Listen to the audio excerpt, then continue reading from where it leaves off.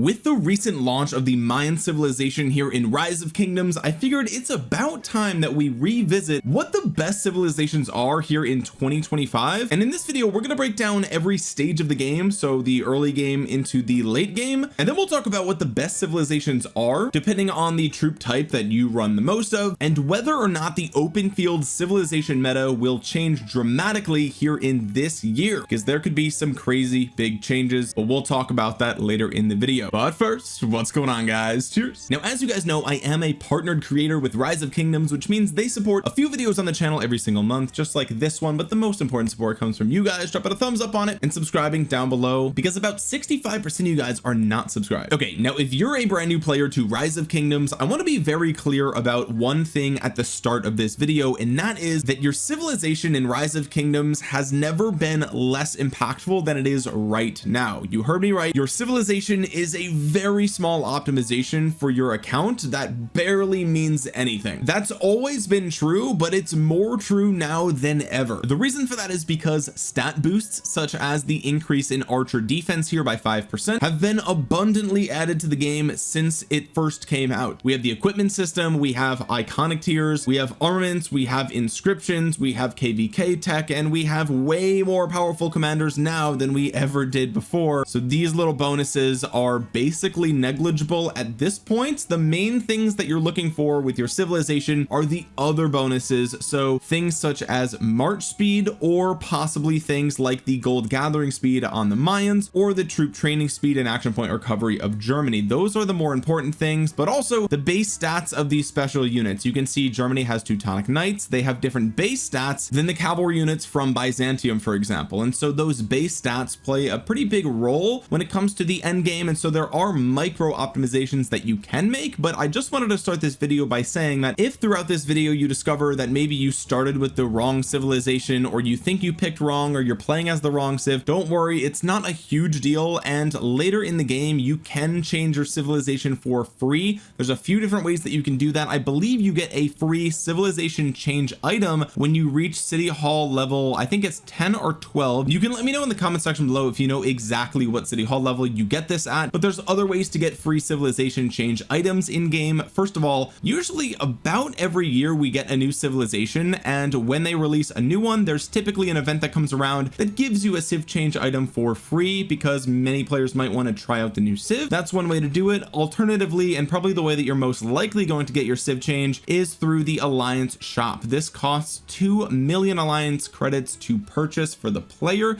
It costs the alliance 650,000 to restock it, so it is uncommon that your alliance will give you these just for free over time, but it's way better than the alternative, which is spending 10,000 gems on a civ change, which is very expensive. You should never be doing that. It is never worth that unless you're a mega whale in like maybe one circumstance, and we'll talk about that later. But anyway, all that to say that your civ doesn't matter that much. You can change it for free later, so don't worry about it too much. Okay, now let's jump right in here and discuss what is the best civilization to pick at the beginning of the game. Let's say you're a brand new player and you're just starting Rise of Kingdoms. You're playing your main account. This is going to be your #1 account in the game. Your best choices are either going to be France or China, and I'm leaning more towards China now than I ever have before. The biggest draws to these civilizations are the commanders that you start with, which France starts with Joan of Arc and China starts with Sun Tzu. The benefit of Joan of Arc is that she is the most supportive commander in the early game, and also is one of the best gatherers in the entire game that you're going to get your hands on for pretty much ever. And the benefit of Sun Tzu is that he is arguably the strongest commander in the epic lineup, period. He has an AoE with a rage engine, he has some infantry health, you can use him for city defense, and on top of all of that, China gives you 5% building speed and 5% action point recovery. And at the beginning of the game, a lot of your progress is going to come from your building upgrades, so you're going to save a lot of time and speed ups by going with the faster building speed of China. And beyond that, in the early game you're going to be playing the game a lot and getting a lot of value out of your action points, so getting more of them is really nice. So all in all, I think China at this point is the clear-cut winner for the best early game civilization. You get the best commander, and as you guys know, even if you change civs later, the starting commander can't be affected, right? So let's say you start as China, then you switch to France. As you progress through the main story quests, you're still going to be getting your Sun Tzu sculptures, okay? So just keep that in mind. And really right now, I mean, especially with the tavern commander event happening right now, you're going to be able to get your hands on Joan of Arc very easily throughout this event. She comes on day 13, so you're guaranteed to get her, but beyond that, like, it's pretty easy to get her from the silver and gold keys as well. And I would say all of your early game sculptures, your epic sculptures, I would say, are going to be going into Sun Tzu and Joan of Arc anyway, so that's pretty much it. Boudica's a nice third there, but you're going to get Lohar as well, and the rest of her stats aren't great for the early game. So I would say brand new players, just pick China. That's the best choice for you, unless you're more interested in gathering, which France is great because you're gonna need a lot of stone for your tavern and your wall upgrade, and you're gonna see that later down the line, so just keep that in mind. Now, as you're making your way to tier 4 units and to tier 5 units, there's a couple of scenarios where you might be doing a lot of research all at once. Either you're a free-to-play player who has saved up a ton of speed ups to push for a Mightiest Governor event, or maybe for a Zenith of Power event, or if you are a whale or a kraken and you want to get tier 5 units like KVK1 or KVK2, and you're going to do a ton of research in a short period of time, then in those two instances you want to switch to Korea. Korea has the fastest research speed in the game, and as you guys know, a lot of the late game researches take hundreds of days. Okay, it is an insane amount of time that Korea takes away from the amount that you have to speed up your research. So really, if you're going to be doing like years worth of speed ups for research all in a few short hours, then Korea makes sense. You're going to switch to Korea, do all of your researching, make sure you grab a rune and all the other things that are important to getting to tier 5, and then once you're done with your researching for that period, whether it's Zenith of Power or Mightiest Governor event, then you're going to switch away from Korea, because really the rest of these buffs aren't that great. Hospital capacity is okay, but the rest of the buffs here aren't better than any other civilization. So I wanted to mention Korea here because it does have a niche use case for players who are going to be speeding up, and I mean this, literally years of your research all at once. If you're going to do that, Korea's the way. Otherwise, just keep going on with your starter civilizations until you reach the end game. Now, if you're still working on your buildings and progressing your account and you enter into KVK1, it's okay to stay as China, even though they're not a really great battle civilization for PvP purposes. At least your troop defense here is universal, so it goes to all of your troop types, whether you're running cavalry, infantry, or archers. I know most players probably only have 1 or 2 armies for KVK1, depending on how far they've progressed and how much they've played, but don't sweat about your KVK1 civilization too much. But now that we've talked about the early game and the mid game, let's talk about your end game. Let's say you're a tier 5 player and you are ready to go into whatever KVK is up next. Which civilization should you pick? Well,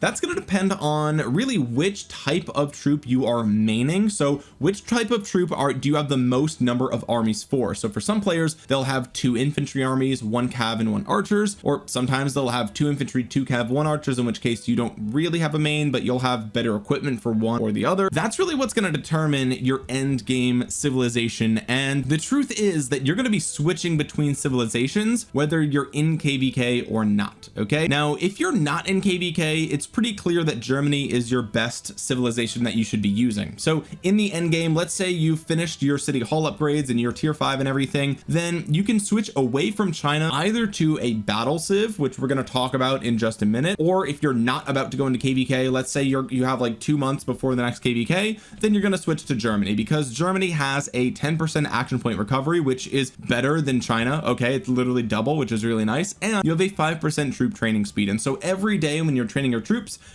they're just going to be finished 5% faster, which is really nice, which means by the time KVK eventually does come around, you're going to have a little bit more troops than you would have normally. And so that's why passively Germany is the best civilization to pick for training those troops. This is especially true for free-to-play players who are going to be using all that action point recovery. Like, this is by far your best civilization. With that out of the way, let's talk about some of the battle civilizations that you can be using in KVK. And what we'll start with is your rally civilization. So this is only going to apply to players who are launching rallies in KVK. Most of you, especially if you're free to play, you're probably not going to be launching rallies, so you can use the timestamps down below to skip this section if you don't really care, or stick around if you're curious to know which civilizations players might be using. But let me tell you a little secret: your civs are so there's such micro optimizations, and a lot of times a rally player might also simultaneously be a garrison player for that same troop type, right? So you might be an infantry main, and so you can do infantry rallies and you can do infantry garrisons, right? That's pretty common, especially in well, that's pretty common in pretty much every type of kingdom, but the stronger kingdoms for sure. And so oftentimes you're not going to be really switching a civ between, you know, the best rally civ and the best garrison civ. Like a lot of times they aren't the same. In some instances they can be, we'll talk about that in a second, but most of the times they're not. And so like I said earlier, civs are such a micro optimization that even the rally and garrison whales these days in 2025, they might not change back and forth a ton of different times. It's just so expensive for such a small benefit. But anyway, all that to say that let's start with infantry. Okay, let's talk about infantry mains from a rally perspective, and the answer here is Greece. This is pretty obvious. The reason for this is because you have 5% rallied army damage, and you have the infantry special unit, the Argyraspid.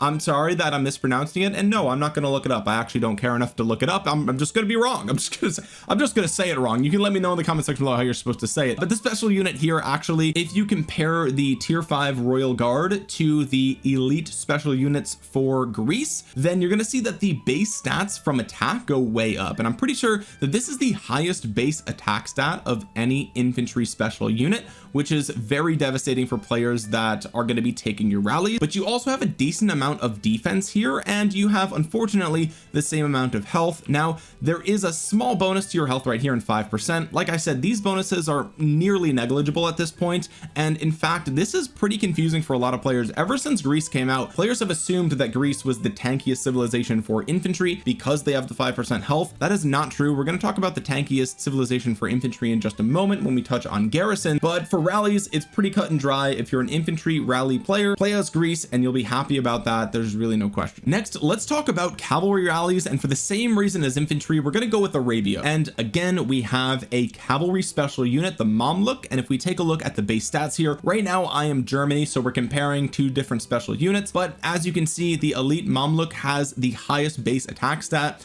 of the cavalry special units, which is, you know, just like with Greece, it makes a lot of sense. We have a decent amount of defense, but way more health, which is actually really nice. Cavs will benefit from this a lot because the cavalry legendary equipment has a lot of health percentage on top of that, which is really nice here. So overall, a great distribution of stats, but again, it's mainly because you deal 5% more rallied army damage, and you get a nice little attack bonus here as well on top of all of that. So this is once again pretty cut and dry. This is going to be the best civilization to pick if you're a cav rally main. And then we come to archers, and again, this is very obvious. The game basically tells you that this is the best choice because once again you see rallied army damage by 5%. So this is again just 5% more damage if you're leading a rally. Like that's obviously the best choice here. You also get the bonus to archer attack, and if we take a look at the special unit, you'll see that they actually have a really respectable health stat while the defense and attack remain the same as a royal crossbowman. So you just get a little bit more tankiness for that rally. And then historically archers have had lots of big damage that you can really,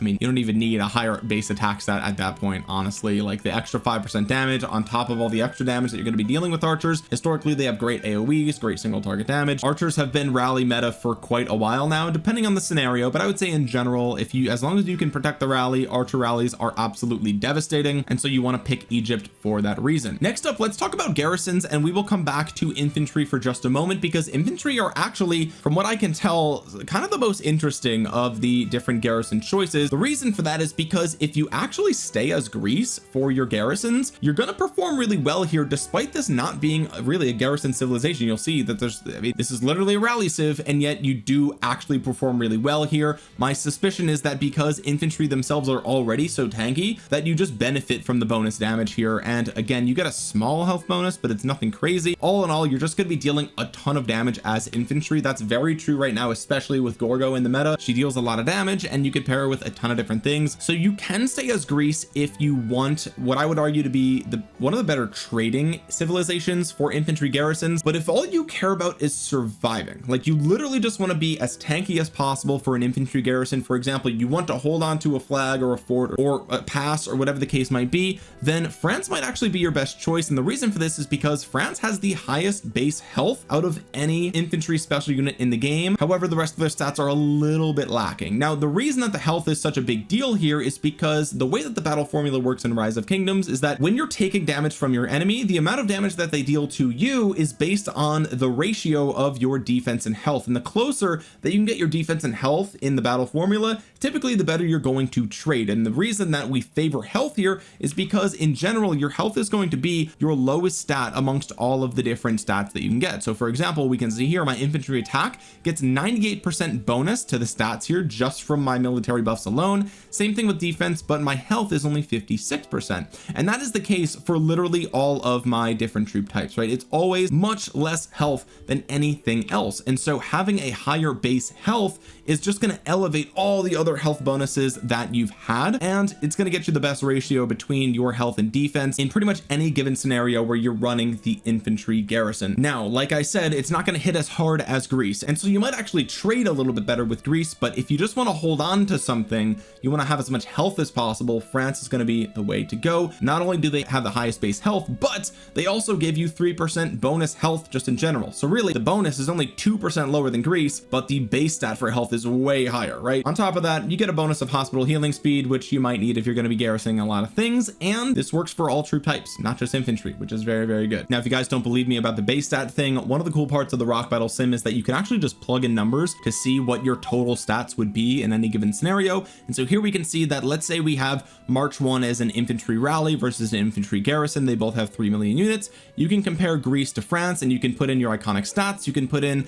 the stats of like best in slot equipment. We actually just talked about the best in slot equipment for infantry on the channel. If you missed that, check that out on the channel. It's going to be very helpful for you. But if we put in the exact same bonus stats, equipment stats, and everything to the sim, you'll see that the total stats here for France is less attack, less defense, but a lot more health. And that is really what the difference is going to be when it comes to your balance between defense and health. It's going to be a lot closer here because the health is much higher on this army. And you can come through here and you can change this to, let's say you want to see what it would be like if you switch to Rome, for example, and that'll change the base stats here as well. So way more defense, as you can see, but again, less health. So just a fun little plug there. If you guys didn't know that that existed, the stat calculator does exist in the rock battle sim. So in the future, if you're curious about what your stats might be if you switch to another civ, you can literally put in your exact equipment bonuses and all that other stuff, and the sim will just spit out the total stats for you, which is really nice. Okay, next let's talk about the best cavalry garrison civilization. And once again, this is not a super, I mean, most cav players are going to be mainly focused on rallies and open field, but sometimes you do cav garrisons, right? Especially if the enemy is relying heavily on their archer rallies, which they often do. There's a couple of choices that you have for cav garrison, but this is one of those civs that's like barely even worth changing. Like, it's not really worth changing your civ for cav garrisons, honestly. So you have a couple of different choices. One, if you're a cav rally player as well, then sticking with Arabia is probably a solid choice for the same reason that sticking with Greece is a solid choice. For infantry, it just has a ton of attack, so it's going to hurt a ton, and it has a very respectable health stat here, which is very, very nice. If you wanted to take city rallies, then Byzantium might actually be the better play because they have a little bit more of a, it's a little bit more well-rounded in the stats here, but really they just have a higher hospital capacity, and they do give you some cavalry health of 5% bonus here, which is quite good. Something to think about, but really it's not super worth changing here, again, unless you're going to take a city rally. But most of you are probably already playing as Ottoman Empire, and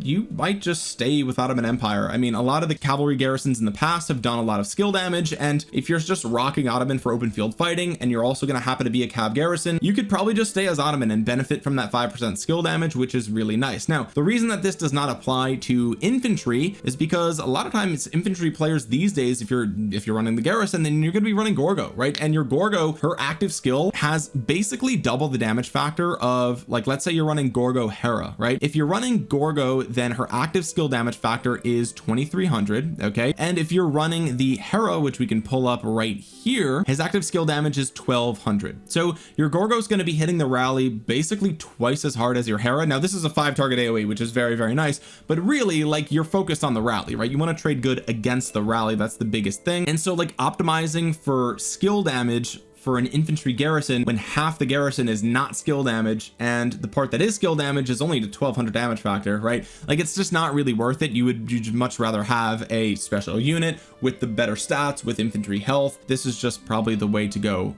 or again, like I said, France earlier. But for Cavs, you've got a couple different options. Byzantium, maybe. Arabia, if you're still Arabia from your rallies, you could probably just stay with it. And again, Ottoman, if you're Ottoman for your open field fighting, you could probably just stay as this for your Cav garrisons as well. And then we come to archer garrisons, and really we could put in Ottoman. I think honestly there's two choices that you have here for archers, right? Historically, archer garrisons have had a lot of skill damage, right? And so Ottoman has made the most sense for literally every reason. First of all, 5% bonus to skill damage. Second of all, 5% archer health is amazing. Third of all, you have a decent stat distribution with a lot of attack here to really hurt the enemy when they're rallying into your flag or pass or whatever the case might be. And also you're probably using this for open field fighting, which we're going to talk about in just a second. But we have to talk about the most recent release of Choi Young, right? He is the most recent archer garrison, and you'll notice that if he is the primary, he is not dealing any skill damage, right? In fact, he's actually not dealing skill damage ever, unlike our good friend Shajar, who does deal skill damage as primary. He will always be dealing true damage based on his healing factor, okay? Which means that you're actually not going to get any benefit from that skill damage bonus on the Ottoman Empire. Now again, you know, you probably can just stay as Ottoman because you'll have the bonus units, you'll have the skill damage for your Hera if he's secondary, right? And you're going to be just using it as your open field fighting. But I will say that in the future, moving forward into 2025, maybe into 2026, the archer garrison meta could change, right? If we see the devs continue to go down this true damage route for archers, then suddenly it will be less and less likely that you will want to stay as Ottoman for your archer garrison. Oh my god, I just noticed I don't have my gathering or production buffs going on. What is this? I'm a noob. This is a quick reminder. If you go check, make sure those production buffs are going. Anyway, if the next archer garrison does not have skill damage and it does continue to go down the true damage route, then this is where we can finally talk about the Mayan civilization. Okay, I think the Mayan civilization could be a decent archer garrison option in that scenario. The reason for this is because of course you have 3% more normal damage of all types, which means you're going to be dealing more normal damage. So that's your basic attacks, every time you're hitting them, and also your counter attacks, right? So every turn, if you're getting swarmed down, for example, that's basically 3% more counter attack damage as well, on top of the fact that you have the archer defense, and you have a very good distribution of tanky stats here for archers with the spear thrower special unit. So all in all, I would say the Mayans are a promising future archer garrison choice if we continue to go down that true damage route. And once again, if we take a look at Choi Young's kit here, you'll see that his expertise gives him 25% more counterattack damage, and if the target has fewer units than this, you get 15% more, so 40% more counterattack damage if the target has fewer units than you. And then on top of that, you're going to be dealing 3% more normal damage, so basic attacks and more counterattack damage there, which is very, very nice. You also in the defense tree, I believe, have some counterattack damage as well. We can take a look here. Yes, you have spike to armor, which is counterattack damage. So I can see a future where Mayans are used as archer garrison for sure. Okay, now with all of that out of the way, let's talk about what the best end game open field PvP civilizations are going to be, because that's probably where like 95% of you guys fall. You just want to get into KVK, you want to crack some skulls in the open field, get your kill points, and go home. That's really what a lot of people care about. So let's talk about it, right? And historically, the best choice has been Ottoman. I've talked about Ottoman already in the video, but it makes sense because historically, a lot of the best commanders in the game, and still to this day, many of the best commanders in the game use skill damage. Okay, we're talking about commanders like Yue Liang with Herman Prime, both of which are AoE skill damage. We talk about commanders like CPO Prime with Ragnar Prime, both of which are AoE skill damage. You could even do Huo Primary with King Arthur Secondary, and both of them are going to be doing skill damage as well. And so there's a good chance that if you're only running 3 or 4 armies in the open field, all of them potentially could be dealing tons of skill damage. And if that's the case, Ottoman Empire is for you. This is true, and it almost doesn't even matter what your troop main is, because 2 of the 3 stats here are universal. You get march speed for all troop types, you get skill damage for all troop types, it doesn't matter. And then on top of that, the cherry on the top is that you also get an archer special unit, and they have a little bit more health here as well, which is beautiful. But even if you're only running 1 archer march, but the other 4 marches are all skill damage armies, or if at least 3 of your 5 armies, I would say, are skill damage, aka a majority majority of them are skill damage, then this is going to be the civilization for you. But this isn't the only choice that you can pick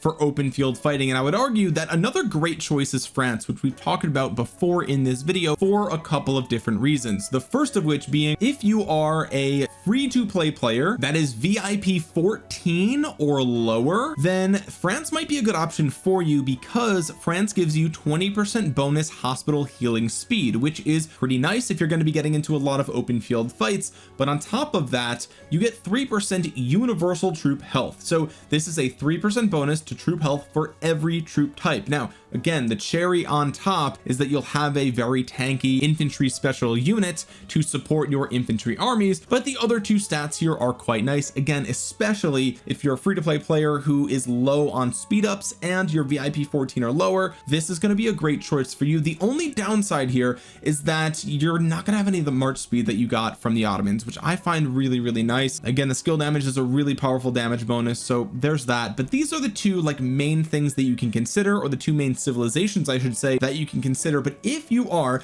an infantry main, there's another potential choice that you could pick, and that would be Rome. Rome is okay, and the only way that I would pick Rome as an infantry main is if the next infantry release is an open field meta smite commander, or really what I should say is an open field meta non-skill damage commander. Then Rome may actually start to be the best choice for you. Why is that? Well, first of all, if you're running multiple infantry armies, then you're going to get the legionary special unit, which we've talked about has a ton of defense and a little bit of extra attack here, which is nice. But you also get 5% more defense and 5% march speed, which is exactly what you want, especially for infantry mains. Infantry is the slowest troop type, although they are boosted by lots of other factors that typically make them a little faster than archers on the field in practice. But all in all, if you're going to be running multiple infantry armies and none of them are dealing skill damage, then Rome starts to look much more attractive than other troop types. It is maybe a little bit less tanky than France, but it's faster, which is very important for open field fighting,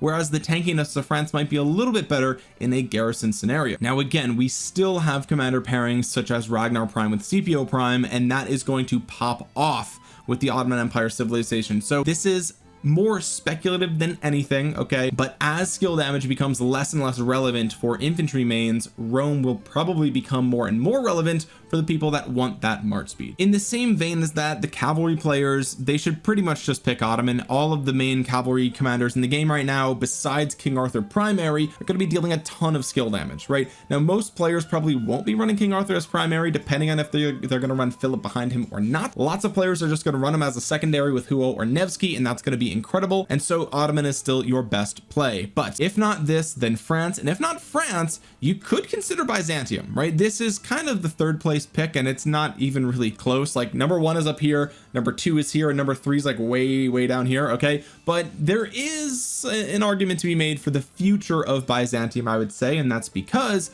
again, in the future, the combo damage calves could be much more prominent, and as that becomes more prominent, and as we're using fewer and fewer skill damage cavalry commanders, then Ottoman Empire, it doesn't even have a special unit for calves, right? At least with Byzantium, you get the cataphracts and you get the 5% health, and your bonus hospital capacity is nice in case you ever get rallied or run the risk of filling your hospital. It's just going to be good to have that. But again, that's more speculative on the future of combo and calves in general, so that might not happen by the end of 2025. That could be more of a 2026 project, but you heard it here first, unless of course the next Civ release is just better for combo, who knows. And then finally we have archers in the open field, and really it's Ottoman, right? There's really no, they get the special unit on top of everything else that we've talked about, so it's a slam dunk. It's Ottoman. Now again, if true damage becomes more popular amongst the archers, then maybe we'll have a different conversation in a year from now. But even with Shajar being quote unquote in the meta, I feel like most people use her as either part of a supportive march, like with Trajan or something, or with Philip, for example, or they use her as a primary with somebody like YSG, right? You have Shajar primary for the skill damage hit,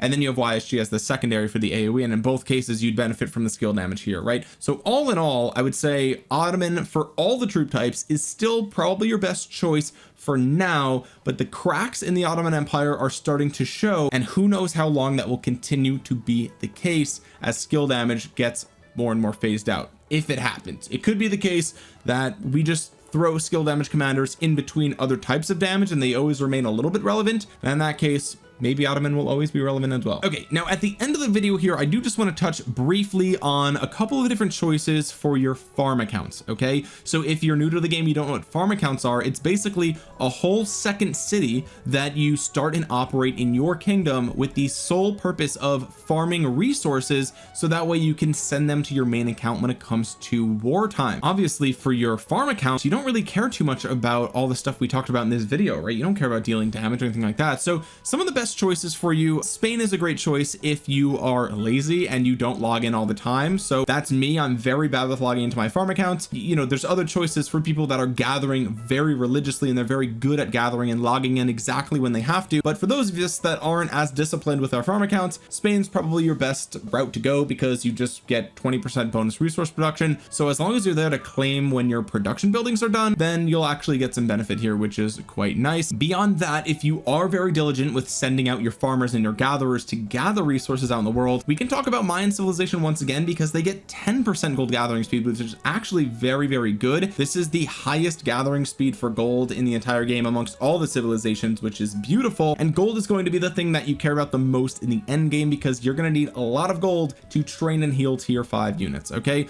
so gold gathering speed for your farms is going to be exceptional. And if you're gathering all different types of resources, then Japan would be your choice. But realistically, Japan is, I mean, at this point, you're mainly gathering gold anyway. You might as well just pick Mayans. And if you're bad at gathering and you're not diligent, you're going to pick Spain. Kind of open and shut case, with one exception. You thought we were done here. We have one more exception. Okay, and that's for players who use their farm accounts to fill flags and fill garrisons and to fill rallies and things like that. And for those players, first of all, sticking with Spain or something, that's fine as well, right? Like no big deal. But if you really wanted to min-max it, then you actually could go with Britain. And the reason for this is because with your farm account, first of all, you get 5% troop training speed, so you can train those tier 4s to, you know, basically just be fodder for a future pass opening or something like that. But on top of that, you have 20% bonus ally garrison capacity. And for many players, what they'll do is they will teleport their farm right next to a flag, so that way people can jump into the city and then into the flag, right? It's a very like an instant transfer of troops almost. You're really on the field for like a fraction of a second. You could get hit by skill damage or something like that, but it's pretty quick historically, right? It's pretty easy to jump between two. And the reason that Britain would be good here is because that just means